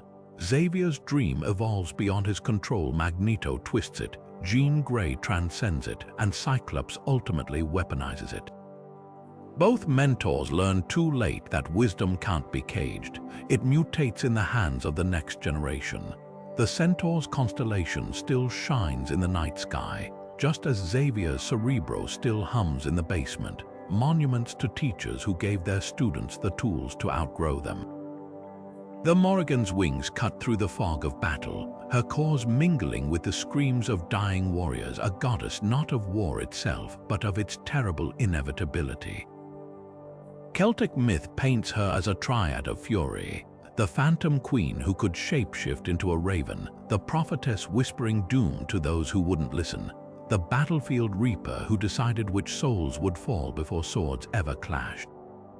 Fast forward to the 21st century, and another raven-haired figure stands at the edge of destiny. Rachel Roth, better known as Raven, her empathic abilities and demonic lineage making her the Teen Titans' reluctant oracle of disaster. Both wield darkness not as a weapon but as a lens, revealing futures too grim to ignore yet too vital to deny. Shapeshifting binds their stories first. The Morrigan didn't merely appear as a raven, she became one, her feathers slick with the blood of those she'd marked for death. Raven's soul self, that swirling manifestation of her power, operates the same way, an extension of her will that can strangle shadows or cradle a friend's psyche. But where the Morrigan's transformations were tools of intimidation, her avian form a harbinger of carnage. Raven's metamorphosis into her demonic trigon state is a loss of control, the very fate she fights against. The Celts saw the Morrigan's shifts as deliberate and terrifying. Ravens are struggles against her own bloodline, a modern twist on inherited power corroding identity. Prophecy deepens the parallel. The Morrigan appeared to the hero Cu Chulainn, foretelling his death in battle with eerie detachment. Raven's visions in Titans episodes like The Prophecy mirror this dynamic. Her warnings about Dick Grayson's fall or the team's disintegration are met with the same anxious skepticism. Both figures exist in the agonizing space between knowing and preventing. Their knowledge is absolute, but their ability to change outcomes is frustratingly limited. The Morrigan's prophecies weren't riddles, they were inevitabilities wrapped in feathers.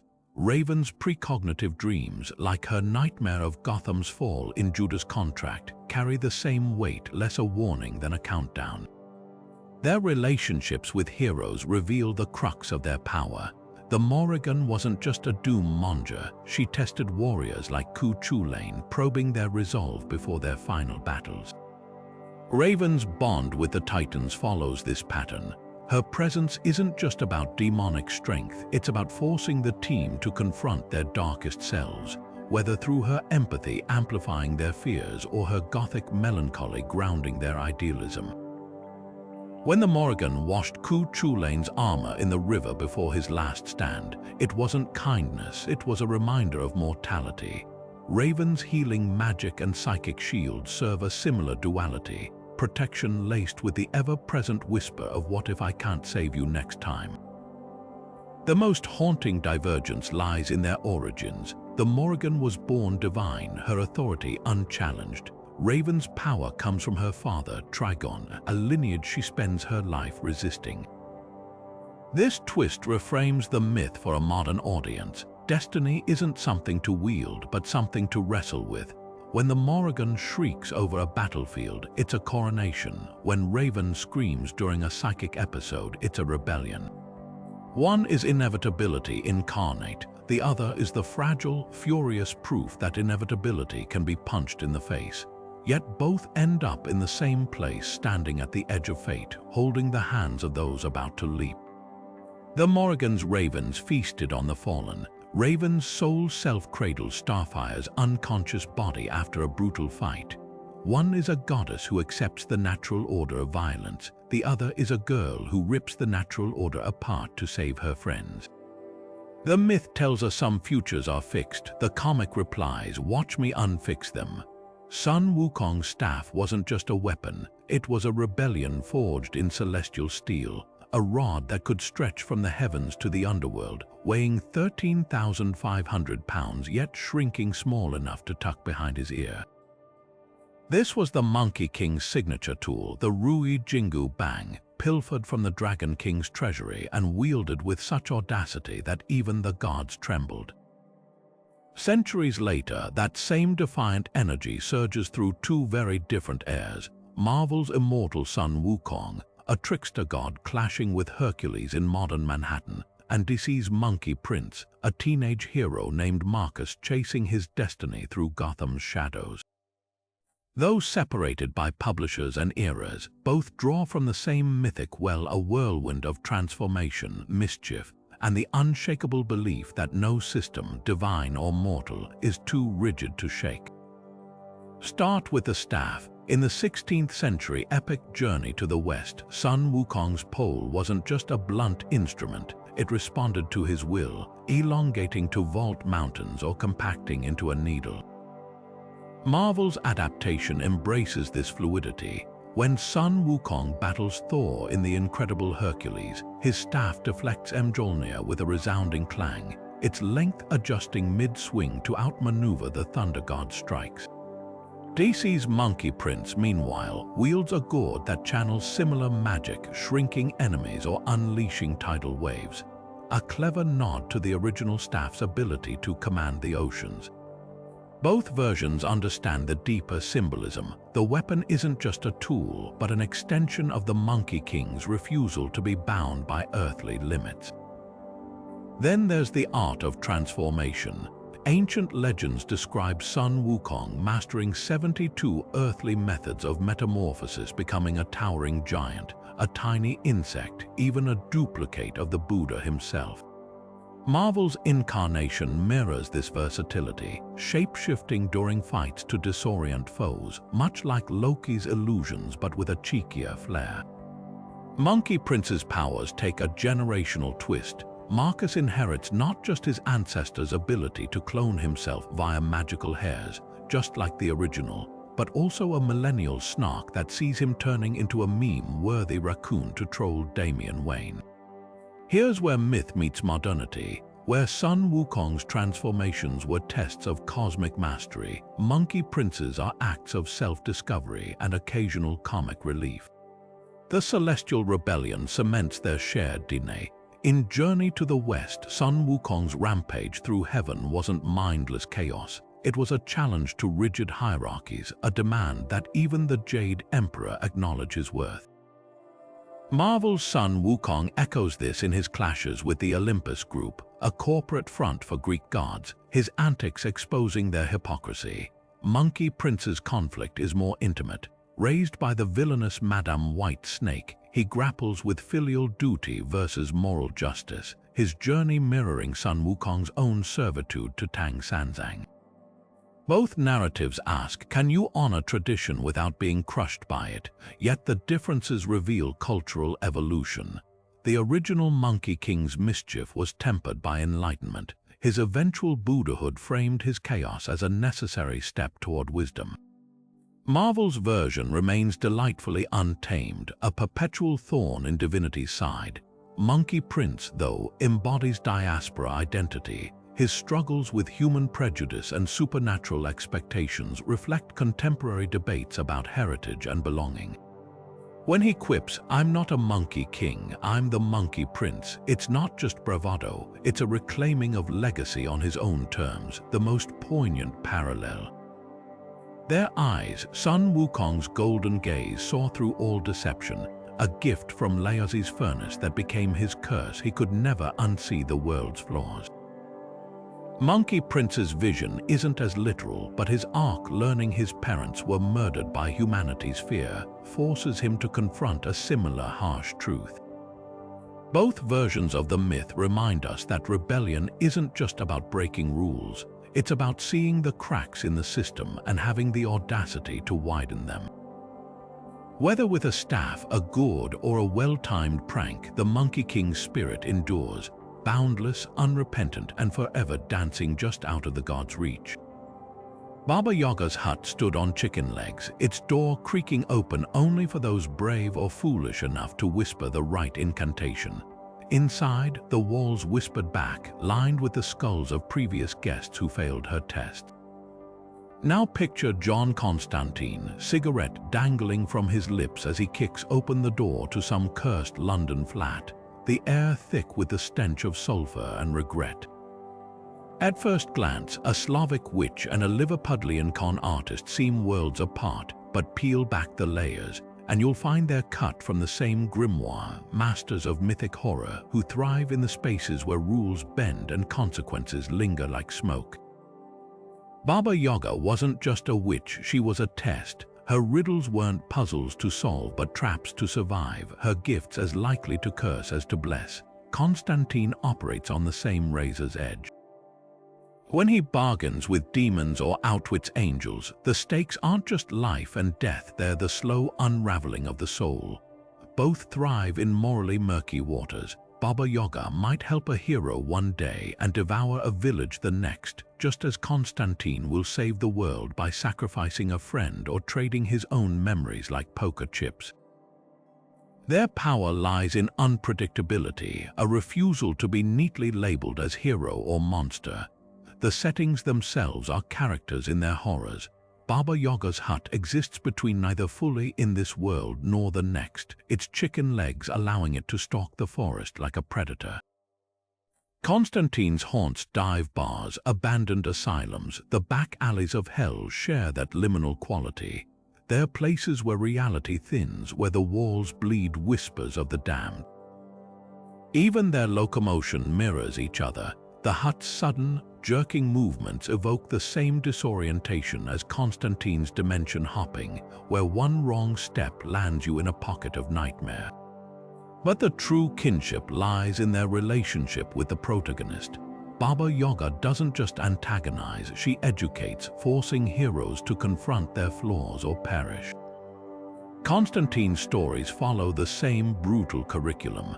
His allies don't just die, they're warped, their fates serving as object lessons in the cost of the game.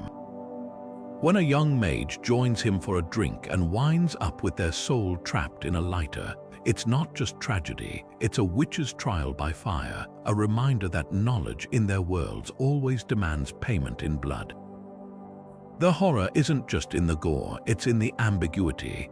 Baba Yaga's hut might offer shelter or swallow you whole. Constantine's help might save your life or damn you eternally. Their stories reject tidy endings, leaving scars that itch long after the last page turns or the comic book closes. Whether it's the witch's cackle fading into the Russian woods or Constantine's raspy laugh echoing through another cigarette-fueled dawn, the message is the same. In their world, survival isn't about winning. It's about walking away and knowing you'll never truly be free. Cuchulain's body twisted like a storm-tossed tree, veins bulging black against skin stretched taut, one eye sucking into his skull while the other swelled to the size of a dinner plate, his mouth frothing with a roar that sent birds bursting from the treetops. This wasn't just anger, this was the rheostrad, the warp spasm, a transformation so gruesome that Irish legends claimed his heels kicked backward and his calves shifted to the front, rendering him unrecognizable as human. Now picture Bruce Banner mid-Hulk out, tendons snapping like cables, shirt seams splitting as green flesh erupts beneath, a guttural howl shredding the air. The connection isn't just thematic, it's physiological. Both are men reshaped by rage, their bodies becoming battlegrounds where humanity wars against something far older and far wilder. The rheostrad wasn't a superpower, it was a curse. Cu Chulainn didn't channel his fury, he was consumed by it, his spasms leaving allies as terrified as his enemies. In the Tain Bo Cuelnge, his own king had to devise a chilling solution to snap him from his frenzy. 3 vats of ice-cold water. The first exploded from his heat, the second boiled over, only the third cooled him enough to regain his senses. Hulk's rampages follow the same terrifying logic. His fights with the Avengers aren't just brawls, they're containment missions, with Black Widow's lullabies and Tony's suppression tech standing in for those ancient vats. Both stories ask what happens when the weapon can't tell friend from foe, yet their rage serves a paradoxical purpose. Cu Chulainn's distortions made him unstoppable in battle, his contorted body dodging spears like a whirlwind, his strength enough to single-handedly hold off armies. Hulk's gamma-fueled might operate similarly, turning him into the strongest there is, precisely because he's no longer constrained by human limits. But here's where the myths diverge. Where Cu Chulainn's spasms were seen as divine punishment, a G's twisted out of control, Hulk's rage is often framed as Banner's suppressed trauma erupting. One is a hero cursed by the gods, the other is a man haunted by his own psyche. The most haunting parallel lies in their aftermaths. After the rheostrad, Cu Chulainn would collapse, his body racked with exhaustion, his mind fogged by shame. Hulk's transitions back to Banner mirror this: the slumped shoulders, the whispered apologies, the weight of destruction etched into every line of his human face. Both characters pay for their power in the quiet moments, when the adrenaline fades and the battlefield is littered with the consequences of their unrestraint. What makes these stories endure isn't the spectacle of destruction, it's the vulnerability beneath. Cu Chulainn wept for the boys he slaughtered in his frenzy. Hulk murmurs, puny Banner, like a eulogy for the man he fears he's erased. They're not just cautionary tales about anger, they're mirrors held up to the parts of us that scare us most, the capacity to lose control and the terrible cost of coming back. Amaterasu's radiance didn't just light the world, it was the world, her presence weaving through every sunrise that gilded the rice fields of ancient Japan. When she retreated into the heavenly rock cave, plunging the earth into darkness, it wasn't mere absence, it was a withdrawal of creation itself, until the other gods lured her out with laughter, mirrors, and dance.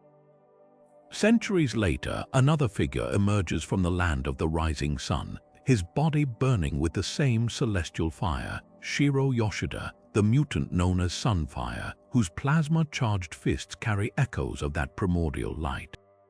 Their connection isn't just thematic, it's a lineage of divine fury and reluctant responsibility, where power comes with the weight of cultural legacy etched deeper than any superpower. Consider their origins. Amaterasu, born from Izanogi's left eye as he purified himself after escaping the underworld, wasn't just a deity, she was the anchor of Japan's spiritual identity, enshrined at Ai's Jingu as the ancestor of emperors. Sunfire's debut in 1970's X-Men #64 mirrors this inheritance.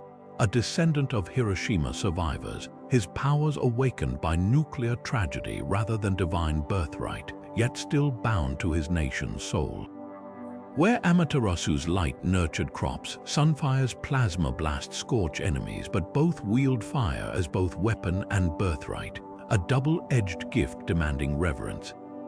Their most striking parallel lies in their retreats. When Amaterasu hid in the cave after her brother Susanu's rampage, the world didn't just darken, it unraveled, chaos reigning until the goddess Usium's bawdy dance coaxed her back. Sunfire's arcs follow a similar pattern, abandoning the X-Men after clashes with Cyclops, vanishing into self-imposed exile, only to return when global crises demand his flame.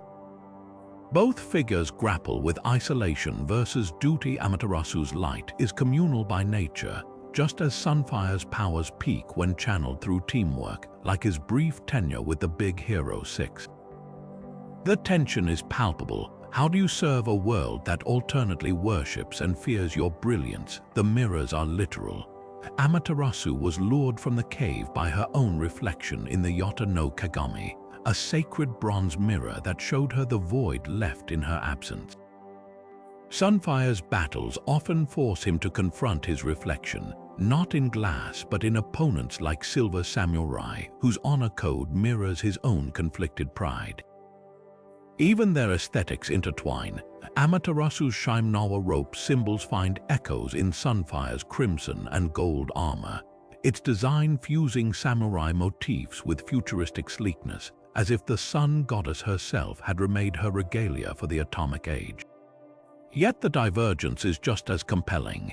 Amaterasu's myth ends with order restored, her light again bathing a grateful world. Sunfire's story is messier, his arrogance, his nationalist fervor during the X-Men, the Hidden Years storyline, his eventual softening as a mentor to younger mutants.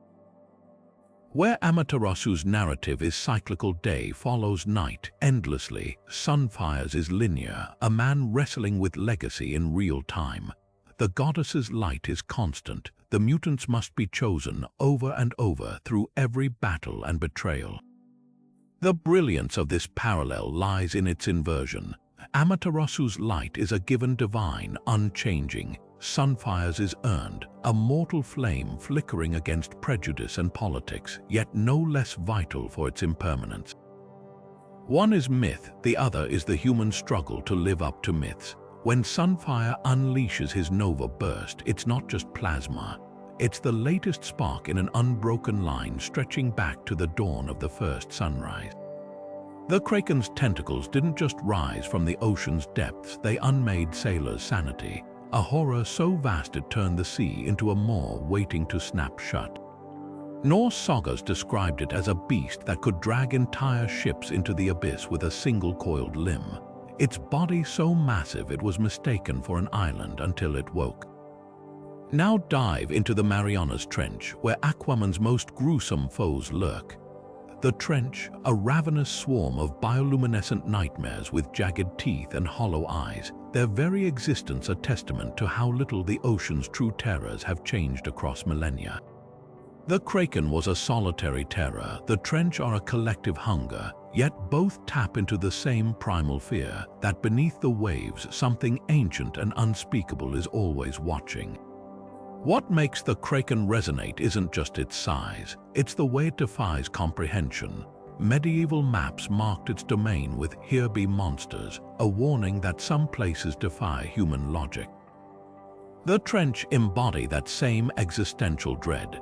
Born from Atlanteans who mutated to survive the ocean's deepest trenches, they're not just predators, they're a dark mirror of evolution, showing what happens when civilization collapses into raw instinct. Their design echoes the Kraken's mythic role, slick, otherworldly, and utterly merciless. When they swarm Arthur Curry's submarine in Aquaman, their shrieks and glowing eyes recall the same panic Viking longships felt when the water darkened without warning. The Kraken's power lay in its mystery.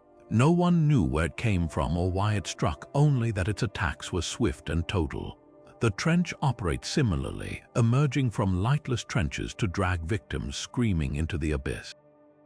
But here's where modern myth twists the tale. Where the Kraken was a force of nature, indifferent as a storm, the trench are tragically sentient. Their queen in Aquaman isn't just a monster, she's a fallen ruler, her people's degradation etched into every twitch of her needle-like fingers. The Kraken was a legend to be avoided. The trench are a cautionary tale of what happens when kingdoms fail their people. even their defeat carries mythic weight. Scandinavian lore claimed the kraken could be repelled, not slain, by throwing barrels into the sea to distract it, a fragile truce with chaos. Aquaman's battles with the trench follow the same uneasy logic. He doesn't exterminate them, he negotiates, bargains, or outruns them, knowing they're as much victims as threats. The kraken was a lesson in humility, a reminder that man isn't master of the sea. The trench, they're a warning that even the mightiest empires can rot into something monstrous and that the deep never forgets. The brilliance of these horrors lies in their persistence. The kraken's ink stained the edges of ancient maps. The trench's shadows ripple through sonar blips and missing submarines. One is myth, the other comics, but both whisper the same truth: the ocean isn't just water. It's a living, breathing darkness, and it's older than we'll ever be. The golem of Prague stood motionless in the shadows of the synagogue's attic, its clay body etched with Hebrew incantations, its hollow eyes waiting for a rabbi's command to awaken. This silent guardian, born from mud and mysticism, was never meant to speak, only to serve, to protect, and to crumble back into earth when its duty ended. Centuries later, another figure of stone emerged from the pages of Marvel Comics, his orange rock hide weathering punches from gods and his gravelly voice growling, "It's clobberin' time." Ben Grimm, the ever-lovin' blue-eyed thing, might seem worlds apart from that ancient Jewish protector, but their stories share the same bedrock: beings of incredible strength burdened by the loneliness of their own form, whose greatest battles aren't against monsters but against the mirror. The golem's origins lie in 16th century Jewish folklore, a response to persecution. Rabbi Judah Loew ben Bezalel molded the creature from the clay of the Vieltova River, breathing life into it with the sacred word emet, truth, inscribed on its forehead. It was a defender, not a warrior, its violence precise, its existence temporary. Ben Grimm's transformation mirrors this duality. When cosmic rays bombard the Fantastic Four's ship, Reed Richards gains elastic genius, Sue Storm turns invisible, Johnny Storm bursts into flames, but Ben, he becomes something else entirely. His rock-like skin isn't just armor, it's a prison, isolating him from the very people he swore to protect. Like the golem, he's a being of earth reshaped by higher forces, forced to reconcile his humanity with a body that marks him as other.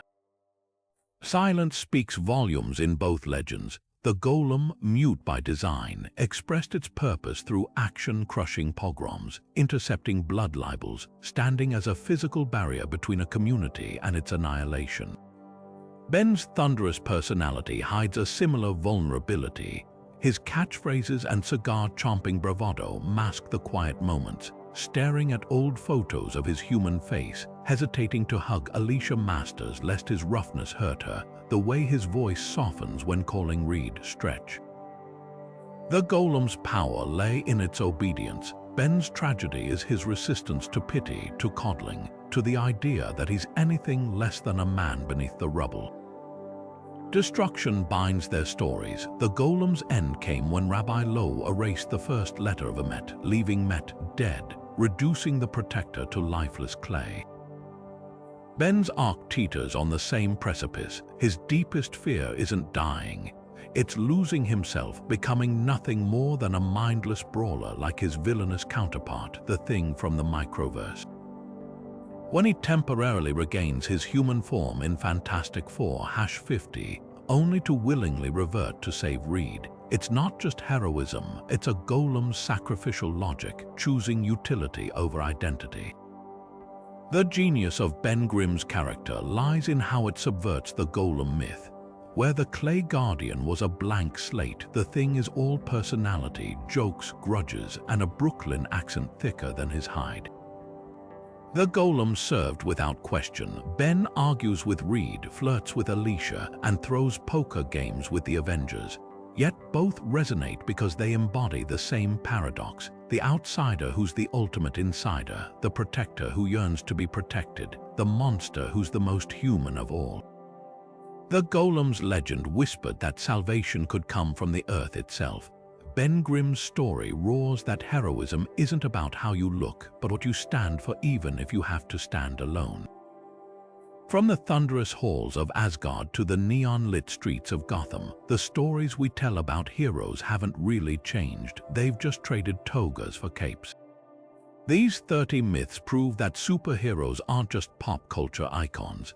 They're our modern mythology, reimagining ancient archetypes for an age of skyscrapers and supercolliders.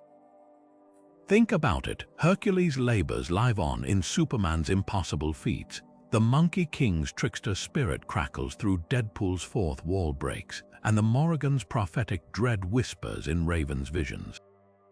The bones of these tales are millennia old, but the flesh, the struggles, the flaws, the heart, is freshly sculpted for each generation.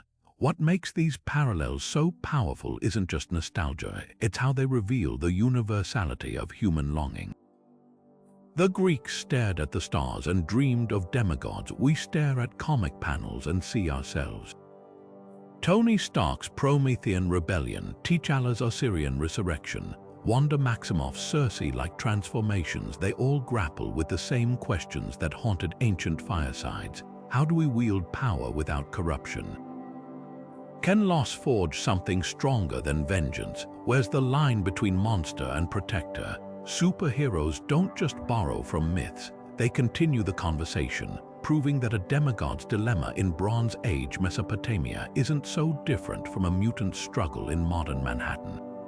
But here's the real magic. These stories aren't locked in amber. Every time a new writer reimagines Thor or Wonder Woman, they're adding another layer to a living tradition, like scribes illuminating medieval manuscripts with fresh colors. The myth of the Phoenix Force isn't just Jean Grey's tragedy, it's the Bennu bird reborn for readers who have never set foot in an Egyptian temple. Moon Knight's fractured psyche isn't just a psychological thriller, it's Anubis scales tipping inside a modern skull. These characters are bridges, inviting us to trace their roots back to campfires and clay tablets while building new legends for the digital age. So next time you watch a hero soar across the screen or turn a comic book page, play Myth Detective. Spot the echoes. Is that villain's labyrinthine scheme a minotaur's shadow? Does that hero's sacrifice carry the weight of Icarus' fall? The connections are everywhere, waiting to be uncovered. And if you're hungry for more deep dives into how history shapes the stories we love, hit subscribe, because this is just the first chapter. The past isn't finished speaking. The next time a hero rises, listen closely. You might just hear the whisper of an older story, one that's been with us